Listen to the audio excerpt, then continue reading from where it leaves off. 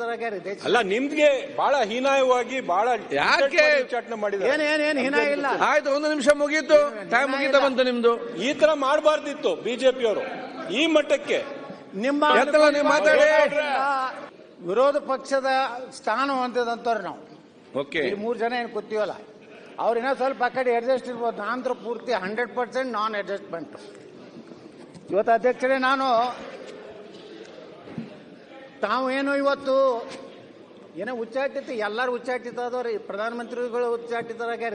ಅಲ್ಲ, ನಿಮ್ಗೆ ಬಹಳ ಹೀನಾಯವಾಗಿ ಬಹಳ ಯಾಕೆ ಉಚ್ಚಾಟನೆ ಮಾಡಿದ್ದಾರೆ? ಏನ್ ಹೀನಾಯ ಇಲ್ಲ. ಆಯ್ತು, ಒಂದು ನಿಮಿಷ ಮುಗೀತು, ಟೈಮ್ ಮುಗೀತಾ ಬಂತು ನಿಮ್ದು. ಈ ತರ ಮಾಡಬಾರ್ದಿತ್ತು ಬಿಜೆಪಿಯವರು ಈ ಮಟ್ಟಕ್ಕೆ. ನಿಮ್ಮ ಮಾತಾಡಿ.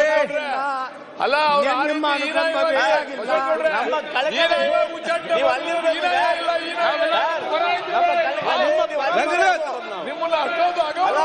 ಯಾಕೆ ನೀವು ಮಾತಾಡ್ತೀರ ಅವ್ರಿಗೆ?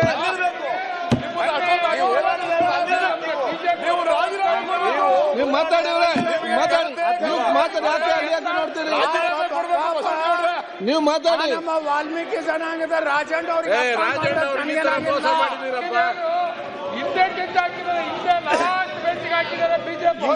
ಅಧ್ಯಕ್ಷರ, ಈ ಸದನದಲ್ಲಿ ಒಬ್ಬ ವಾಲ್ಮೀಕಿ ಜನಾಂಗದ ನೇರ ನುಡಿಯ ಮನುಷ್ಯ ರಾಜಣ್ಣ ಅವ್ರಿಗೆ ಆದಂತ ಅಪಮಾನ ನಮಗೇನಾಗಿಲ್ಲ. ಅಲ್ಲ, ನಿಮ್ಗೆ ಮಾಡಿರೋದು ಅಪಮಾನ ಬಿಟ್ರೆ ಉಚ್ಚಾಟನೆ ಮಾಡಿದ್ದೀರಿ. ಯಾರು ರಾಜಕೀಯ ಮಾತಾಡಬೇಡಿ. ಆಯ್ತು ಶರತ್, ಮಾತಾಡ್ಲಿ, ಟೈಮ್ ಇಲ್ಲ, ಮಾತಾಡ್ಲಿ. ಆಯ್ತು, ನೀವಾಗ ಮಾತಾಡ್ತೀರಿ, ಎದ್ದು ಹೋಗ್ತೀರಿ, ಬರ್ತೀರಿ. ಇಲ್ಲಿ ನಾನೆಲ್ಲ ಕೂತ್ಕೊಳ್ಬೇಕಲ್ಲ. ಅಧ್ಯಕ್ಷರೇ,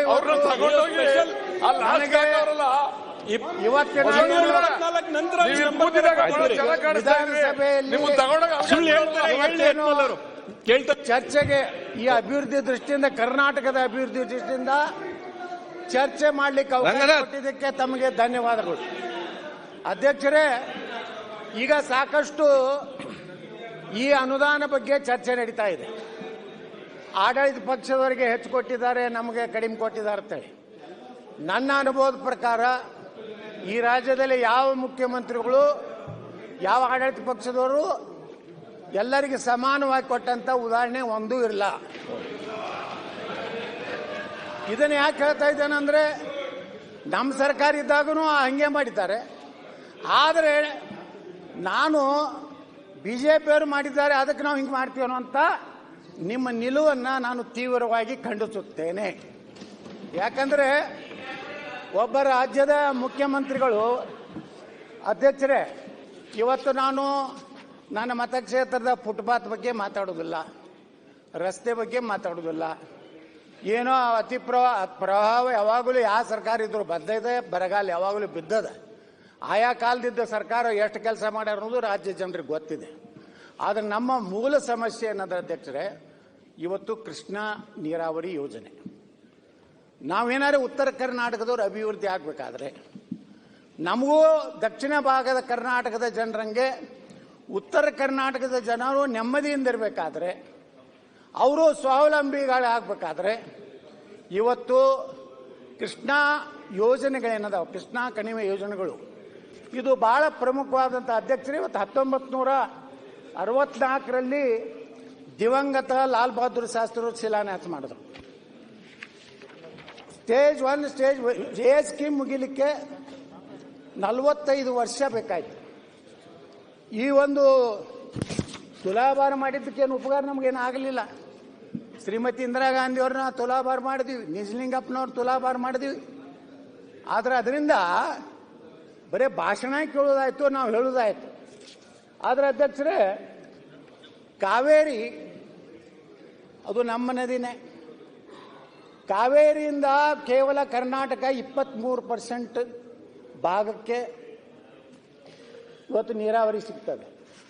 ಆದರೆ ಕೃಷ್ಣ ಏನಿದಾಳಲ್ಲ, ಕರ್ನಾಟಕದ 72% ಭಾಗಕ್ಕೆ ನೀರು ಕೊಡುವಂಥ ಕೃಷ್ಣಾ ನದಿಯ ನೀರನ್ನು ಇವತ್ತು ನಾವು ಸದ್ಬಳಕೆಯನ್ನು ಮಾಡ್ಕೋತಾ ಇಲ್ಲ. ನಾವು ಭಾಳ ನೋವು ಇದ್ದಿದ್ದು ಅಧ್ಯಕ್ಷರೇ. ಇವತ್ತು ಕೃಷ್ಣಾ ಮೇಲ್ದಂಡೆ ಯೋಜನೆ ಸುಮಾರು 1,480 ಕಿಲೋಮೀಟರ್ ಏನು ಮಹಾರಾಷ್ಟ್ರದಿಂದ ಆಂಧ್ರವರೆಗೇನು ಹೋಗ್ತದಲ್ಲ ಅಧ್ಯಕ್ಷರೇ, ಅದರಲ್ಲಿ 480 ಕಿಲೋಮೀಟರ್ ಕರ್ನಾಟಕದ ಹರಿದು ಹೋಗ್ತದೆ. ಇವತ್ತು ನಮಗೆ ಬಂದಂಥದ್ದು 519.6. ಅದರ ಒಂದು ವ್ಯವಸ್ಥೆಯಲ್ಲಿ ಇವತ್ತು ನಮಗೆ ಇನ್ನೂ 524.25 ಆಗಬೇಕಾಗಿದೆ ಅಧ್ಯಕ್ಷರೇ. ಇದು ಆಯ್ತಂದ್ರೆ ಒಟ್ಟು ಯೋಜನೆ ಹಂತ 1ರಲ್ಲಿ ಅಧ್ಯಕ್ಷರೇ 119 TMC ನೀರು ಯೋಜನೆ, ಅದರಲ್ಲಿ 4,25,000 ಹೆಕ್ಟರ್. ಹಂತ 2ರಲ್ಲಿ 54 TMC ನೀರನ್ನು ಬಳಕೆ ಮಾಡಿಕೊಂಡ್ರೆ ಒಟ್ಟು ಅದರಲ್ಲಿ 1,97,000 ಹೆಕ್ಟರ್. ಅಂದರೆ ಅಧ್ಯಕ್ಷರೇ ಹೆಚ್ಚು ಕಡಿಮೆ 6,22,120 ಹೆಕ್ಟರ್. ಅಂದಾಜು ಸುಮಾರು 16 ರಿಂದ 17 ಲಕ್ಷ ಎಕರೆ ನೀರಾವರಿ ಆಗುವಂಥ ಒಂದು ಬಹಳ ಪ್ರಮುಖವಾದಂಥ ಯೋಜನೆಗೆ ಅಧ್ಯಕ್ಷರೇ ಇವತ್ತು ಸರ್ಕಾರಗಳು, ಈ ಸರ್ಕಾರ ಆ ಸರ್ಕಾರ ಅದನ್ನು ಟೀಕೆ ಮಾಡಕ್ಕೆ ಹೋಗುದಿಲ್ಲ. ಎಲ್ಲರೂ ಉತ್ತರ ಕರ್ನಾಟಕದಲ್ಲಿರೋ ಜನಪ್ರತಿನಿಧಿಗಳು ಎಲ್ಲರ ಭಾಷಣದಲ್ಲಿಯೂ ಕೃಷ್ಣ ನಮ್ಮ ಸರ್ಕಾರ ಬಂದ್ರೆ ವರ್ಷಕ್ಕೆ 25,000 ಕೋಟಿ ಕೊಡ್ತೀವಿ, ನಮ್ಮ ಸರ್ಕಾರ ನಮ್ಮ ನಡೆ ಕೃಷ್ಣ ಕಡೆಗೆ, ಅಲ್ಲಿ ಹೋಗಿ ಪ್ರತಿಜ್ಞೆ ಮಾಡ್ತಾರೆ. ನನ್ನ ಸರ್ಕಾರ ಬಂದ್ರೆ ಸಂಪೂರ್ಣವಾಗಿ ಪ್ರತಿ ವರ್ಷ 5 ವರ್ಷದ ಅವಧಿಯಲ್ಲಿ ಸಂಪೂರ್ಣ ಹಣ ಕೊಟ್ಟು ಇವತ್ತು ನಾನು ಮುಗಿಸ್ತೀನಿ ಅನ್ನೋ ಭರವಸೆಯನ್ನು ಕೊಟ್ಟು ಇವತ್ತು ಅಧಿಕಾರಕ್ಕೆ ಬರ್ತಾರೆ ಅಧ್ಯಕ್ಷರೇ. ಆ ದುರ್ದೈವ ಅಂದರೆ ಅಧ್ಯಕ್ಷರೇ ಇವತ್ತು ಈ ಒಂದು ಕ್ಷೇತ್ರದ ಏನು ಚರ್ಚೆ ಮಾಡೋದಕ್ಕೋಸ್ಕರ ಭೂ ಸ್ವಾಧೀನ ಪ್ರಕ್ರಿಯೆ ಇವತ್ತೇನಿದೆ ಅಧ್ಯಕ್ಷರೇ, ಇವತ್ತು ಒಟ್ಟು ನಮ್ಮ ಈ ಭೂ ಸ್ವಾಧೀನ ಪ್ರಕ್ರಿಯೆಗೆ ಅಧ್ಯಕ್ಷರೇ ಸುಮಾರು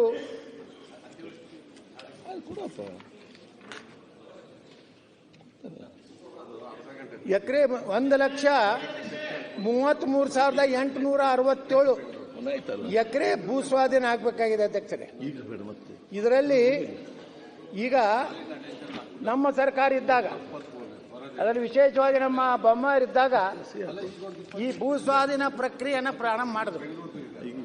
ಆದರೆ ದುರ್ದೈವಂದ್ರ ಅವತ್ತೆ ನಾವು ವಿರೋಧ ಪಕ್ಷ ನಮ್ಮ ಸರ್ಕಾರ ಬಂದರೆ ರೈತರಿಗೆ ನಾವು ಒಂದು ಎಕರೆಗೆ 40 ಲಕ್ಷ ರೂಪಾಯಿ ನೀರಾವರಿಗೆ, ಕುಸ್ಕಿ ಜಮೀನಿಗೆ 25 ರಿಂದ 30 ಲಕ್ಷ ರೂಪಾಯಿ ಕೊಡ್ತೀವಿ ಅಂತ ಹೇಳಿಕೆಗಳನ್ನು ಕೊಟ್ಟು ಈ ರಾಜ್ಯದ ಜನರ ಒಂದು ಏನು ಹಾದಿಯನ್ನು ತಪ್ಪಿಸಿ ಇವತ್ತು ನೋಡ್ರಿ ಅಧ್ಯಕ್ಷರೇ, ಇದೇ ಮುಖ್ಯಮಂತ್ರಿಗಳು ಬೆಳಗಾವಿಯಲ್ಲಿ ನಮ್ಮ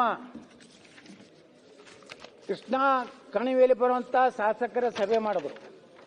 ಆ ಸಭೆ ಮಾಡಬೇಕಾದ ಕಾರಣ ಅಂದ್ರೆ ಬಾಗಲಕೋಟೆಯಲ್ಲಿ ಪಕ್ಷಾತೀತವಾಗಿ ಏನು ಸಂತ್ರಸ್ತರು ಈ ಒಂದು ಪರಿಹಾರವನ್ನು ಕೊಡಬೇಕಂತೇಳಿ ಇವತ್ತೇನು ಅಲ್ಲಿಯ ರೈತರು ಹೋರಾಟಕ್ಕಿಳಿದಾಗ ಮುಖ್ಯಮಂತ್ರಿಗಳು ಹೇಳಿದ್ರು, ಬೆಳಗಾವಿ ಅಧಿವೇಶನ ಮುಗಿದ್ರೊಳಗಾಗಿ ನಾನು ಎಷ್ಟು ಪರಿಹಾರವನ್ನು ನಾವು ಎಕರೆಗೆ ಯಾವ ರೀತಿ ನಾವು ಪರಿಹಾರವನ್ನು ಕೊಡ್ತೀನಿ ಅನ್ನೋಂಥದ್ದನ್ನು ಹೇಳಿದ್ರು ಅಧ್ಯಕ್ಷರೇ.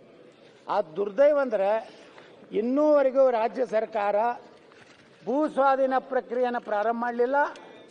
ರೈತರಿಗೆ ಕೊಡಬೇಕಾದಂಥ ಭೂ ಸ್ವಾಧೀನದ ಹಣ ಕೊಡುವಂಥ ಯಾವ ರೇಟ್ ಕೊಡ್ತೀರೋ ಅನ್ನೋಂಥದ್ದನ್ನು ಇನ್ನೂವರೆಗೂ ಇವತ್ತು ಸರ್ಕಾರ ಘೋಷಣೆ ಮಾಡದೆ ಇವತ್ತು ಅಧ್ಯಕ್ಷರೇ ನಾನು ವಿನಂತಿ ಮಾಡ್ಕೋತೀನಿ ಸರ್ಕಾರಕ್ಕೆ, ಸುಮಾರು 1.5 ಲಕ್ಷ ಕೋಟಿ ರೂಪಾಯಿ ಬೇಕು. ಇದೆಲ್ಲ ನಮ್ಮ ಸುಮಾರು 177 TMC ನೀರನ್ನು ಸದ್ಬಳಕೆ ಉತ್ತರ ಕರ್ನಾಟಕದ ಅಭಿವೃದ್ಧಿ ಸಲುವಾಗಿ, ಇದು ಕೇವಲ ಉತ್ತರ ಕರ್ನಾಟಕ ಅಲ್ಲ ಅಧ್ಯಕ್ಷರೇ, ತುಮಕೂರುವರೆಗೆ ಕುಡಿಯುವ ನೀರನ್ನು ಕೊಡುವಷ್ಟು ಸಾಮರ್ಥ್ಯ ಇರುವಂಥ ಕೃಷ್ಣಾ ಯೋಜನೆಗೆ ಇವತ್ತೇನು ಸರ್ಕಾರ ಏನು ಹೇಳಿದೆಯಲ್ಲ, ನಾವು ಇಷ್ಟು ಹಣ ಕೊಡ್ತೀವಿ ಅಂತೇಳಿ ಇನ್ನೂವರೆಗೆ ನಮ್ಮ ಬಜೆಟ್ನಲ್ಲಿ 1 ರೂಪಾಯಿ ಇಟ್ಟಿಲ್ಲ ಅಧ್ಯಕ್ಷರೇ. ಈ ಸಲದ ಬಜೆಟ್ನಲ್ಲಿ ಕೃಷ್ಣಾ ಕಣಿವೆಯ ಯಾವ ಯೋಜನೆಗಳಿಗೂ ನಿರ್ದಿಷ್ಟವಾಗಿ ಇಷ್ಟು ಹಣ ಅನ್ನುವಂಥದ್ದು ಕೊಟ್ಟಿಲ್ಲ. ಭೂ ಸ್ವಾಧೀನ ಪ್ರಕ್ರಿಯೆ ಸಂಪೂರ್ಣವಾಗಿ ಸ್ಥಗಿತ ಆಗಿದೆ. ನಾವೆಲ್ಲ ಭಾಳ ಇದನ್ನು ಯಾವ ರೀತಿ ಅಂದರೆ ಅಧ್ಯಕ್ಷರೇ, ಇವತ್ತು ಸುಮಾರು ನಮ್ಮ ರೈತರು ಅವರ ಈಗ ಎಲ್ಲಿ ಸ್ವಾಧೀನ ಆಗ್ತೈತೆ ಅನ್ನೋದ್ರ ಮ್ಯಾಗ ಪ್ರತಿಯೊಂದರ ರೈತರ ಭೂಮಿ ಮೇಲೆ ಇದನ್ನ ಮುಳುಗಡೆ ಪ್ರದೇಶ ಅಂತೇಳಿ ಆ ಉತ್ತಾರಿಗಳ ಮೇಲೆ ಇವತ್ತು ಉಲ್ಲೇಖ ಮಾಡಿದ್ದಾರೆ.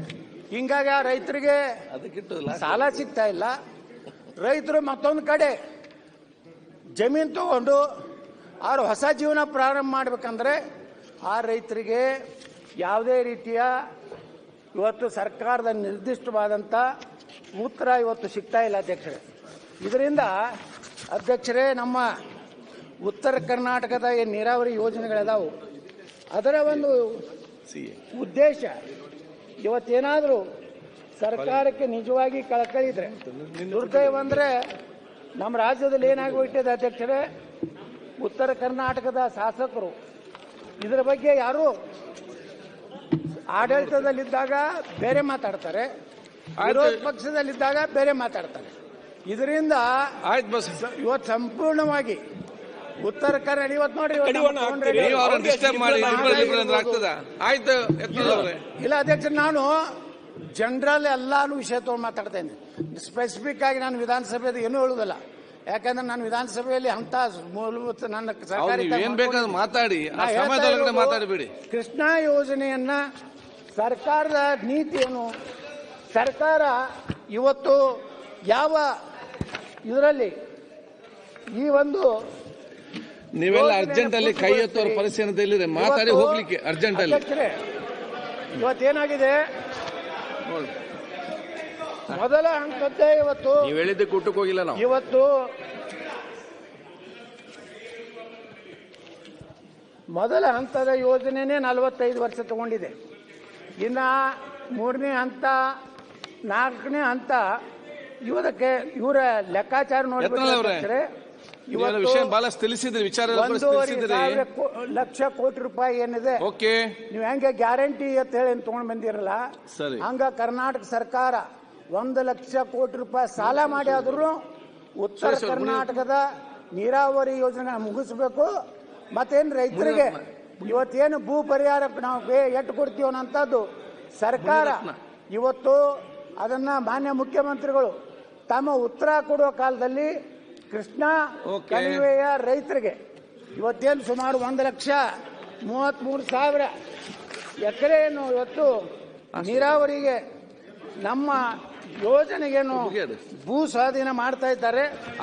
ಸ್ಪಷ್ಟವಾದಂತ ಕೊಡಬೇಕನ್ನುವಂತ ವಿನಂತಿ ಮಾಡಿಕೊಂಡು ಅಧ್ಯಕ್ಷರೇ, ಇವತ್ತು ಈ ಉತ್ತರ ಕರ್ನಾಟಕ ಕೃಷ್ಣಾ ಕಣಿವೆಯ ಸಲುವಾಗಿ ಒಂದು ವಿಶೇಷವಾದಂತ ಅಧಿವೇಶನ ಕರೆದು ಕನಿಷ್ಠ ಇದ್ರ ಮೇಲೆ ಬೆಳಕು ಚೆಲ್ಲುವಂತ ಕೆಲಸ ಸರ್ಕಾರ ತಾವು ವಿಶೇಷವಾಗಿ ಮುತುವರ್ಜಿ ಮಾಡ್ಬೇಕಂತೇಳಿ ವಿನಂತಿ ಮಾಡಿ ನಾನು 2 ಮಾತು ಮುಗಿಸ್ತಾ ಇದ್ದೆ. ಕೊಡ್ತೇನೆ ಸಭಾಧ್ಯಕ್ಷರೇ, ಕೊಡ್ತೇನೆ. ನೋಡಿ, ಸುರೇಶ್ ಅವರು ಮಾತಾಡಿದ್ರು, ಕೃಷ್ಣಪ್ಪ ಅವರು ಮಾತಾಡಿದ್ರು, ಕೊಡ್ತೇನೆ ನಿಮ್ಗೆಲ್ಲರಿಗೂ ಕೂಡ. ಜನಸಂಖ್ಯೆ ಸದಸ್ಯ ಅನುಗ ಕೊಡ್ತೇನೆ, ಕೂತ್ಕೊಳ್ಳಿ. ಊಟ ಆದ ತಕ್ಷಣ ಬಂದು